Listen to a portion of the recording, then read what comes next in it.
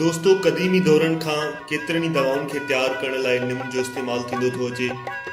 हे असांजी सिहत सां गॾोगॾु असांजे वारनि ऐं असांजे चमड़ीअ लाइ बि ॾाढी फ़ाइदेमंद हूंदी आहे। हिन में एंटी बैक्टीरियल, एंटी फंगल ऐं एंटी माइक्रोबियल ख़ुसूसियात हुजण सां गॾोगॾु रत खे साफ़ कंदड़ न्यूट्रंट्स बि हिन में वॾे मिक़दार में मौजूदु हूंदा आहिनि। साबित निम जा पन खाइण खां हिन जो जूस वधीक फ़ाइदेमंद हूंदो आहे। असांजे जिस्म में मौजूदु वायरस, बैक्टीरिया ऐं ॿिया पैरासाइट्स मारण जी ख़ासियत पिणु हिन में मौजूदु हूंदी आहे। ही न सिर्फ़ु इहे जरासीम मारींदी आहे बल्कि असांजे जिस्म जी डिटॉक्सिफिकेशन पिणु कंदी आहे। दोस्तो, अॼु मां तव्हांखे लिम जे पननि मां ठहंदड़ जूस जा फ़ाइदा ॿुधाईंदुमि त इहो कहिड़ियुनि कहिड़ियुनि बीमारियुनि ते लॻंदो आहे ऐं इन जा कहिड़ा कहिड़ा हेल्थ बेनिफिट्स असांजी ज़िंदगी में आहिनि। नंबर पहिरियों हिन जो फ़ाइदो आहे शुगर ते ज़ाब्तो। शुगर जे हूंदे असांजे जिस्म मां इंसुलिन लेवल घटि थींदी वेंदी आहे। असांजे जिस्म में ब्लड ग्लूकोज़ खे कंट्रोल करण लाइ लिम में हिकिड़ो बहितरीन इंग्रेडिएंट मौजूदु आहे।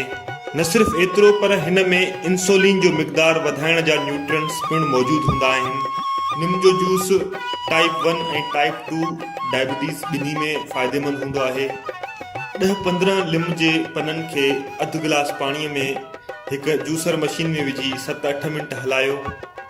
उन खां पोइ हिन खे छाणे वठो।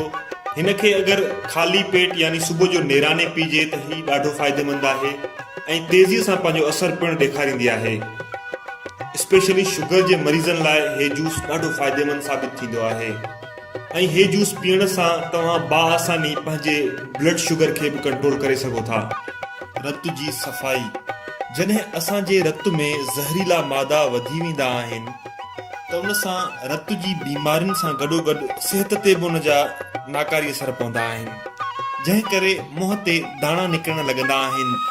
इन लाइ जेकॾहिं लिम जे पननि जो जूस ठाहे पीजे त उन सां तव्हांजे रत जी सफ़ाई थींदी ऐं अहिड़नि माण्हुनि जंहिंजे मुंहं ते काफ़ी दाणा निकिरी चुका आहिनि उहे हिन जूस खे कुझु ई ॾींहंनि में इस्तेमालु करे इन दाणनि मां छुटकारो हासिल करे सघनि था।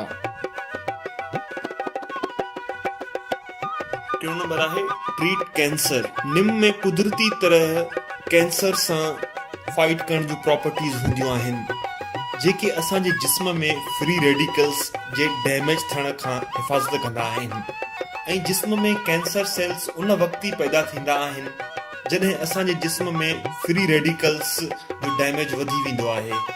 जिस्म में पैदा थियल कैंसर सेल्स खे ख़तमु करण लाइ बि हे जूस फ़ाइदेमंद आहे ऐं तव्हांजे जिस्म में नए कैंसर सेल्स खे डेवलप थियण खां बि रोकींदी आहे। जेकॾहिं तव्हां बि कैंसर जहिड़े मूज़ी मर्ज़ खां पाण खे महफ़ूज़ रखणु चाहियो था तव्हां हफ़्ते में 2-3 दफ़ा इहे ड्रिंक लाज़मी पीओ। ईअं करण सां तव्हां कैंसर जहिड़े मर्ज़ खां निजात हासिल करे सघंदो। जिस्म जी सफ़ाई या डिटॉक्सिफिकेशन।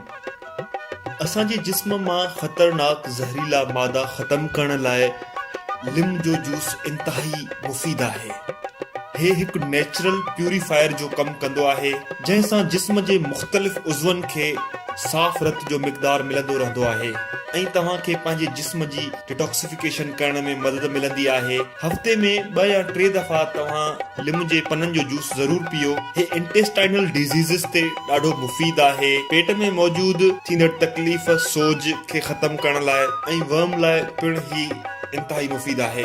हिन जे इस्तेमाल सां न सिर्फ़ु असांजो डाइजेस्टिव सिस्टम सिहतमंद रहंदो आहे पर असांजो ओवरऑल जिस्म इन सां हेल्दी रहंदो आहे। जेकॾहिं तव्हां पेट जे मसइलनि खां परेशान आहियो त तव्हां लिम जे पननि मां ठहियल ही जूस इस्तेमालु करे सघो था छो त हे मुकमिल तौरु तव्हांजे आंडनि खे साफ़ करण जो कमु करे सघे थो। इन करे इंटेस्टाइन जे मरीज़नि खे डॉक्टर हफ़्ते में 2-3 दफ़ा लिम जो जूस पीअण जी सलाह ॾींदा आहिनि ऐं हफ़्ते अंदरि ई हू पंहिंजे हिन मर्ज़ में वाज़िह तब्दीलियूं ॾिसंदा आहिनि। लिम जे पननि जो रस जोड़नि जे सूर लाइ इंतहाई मुफ़ीद आहे। हे कनेक्टिव टिश्यूज़ जी कमज़ोरी घटाईंदा आहिनि। लिम जे पननि में मौजूदु जुज़ा जोड़नि जे सूर, सोज़िश ऐं इन्फ्लेमेशन खे ख़तमु कंदा आहिनि। जोड़नि जे सूर मां परेशान थियल माण्हू हफ़्ते में 2 खां 3 गिलास हे जूस पी पंहिंजे मर्ज़ ते ज़ाब्तो करे सघनि था। जूअनि ख़िलाफ़ कुदरती दवा।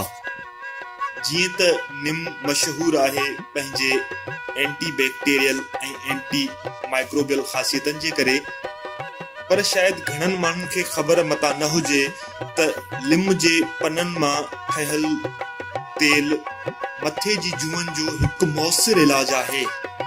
इन करे जेकॾहिं तव्हांजे वारनि में जूआ आहिनि त बजाए को केमिकल तव्हां पंहिंजे मथे ते इस्तेमालु कयो, तव्हां हे कुदरती नुस्ख़ो इस्तेमालु कयो। इंशाल्लाह तव्हांजे मथे में जेके बि पैरासाइट्स हूंदा, लिम उनखे ख़तमु करे छॾींदो। करे सघनि था। दोस्तो, उमेद कयां थो त अॼु जो ही वीडियो तव्हांखे वणियो हूंदो। अगरि तव्हां चाहियो था त मां अहिड़ा ई ॿिया बि वीडियोस ठाहींदो रहां त प्लीज़ इनखे लाइक ऐं कमेंट ज़रूरु शेयर ज़रूरु कंदा। महिरबानी।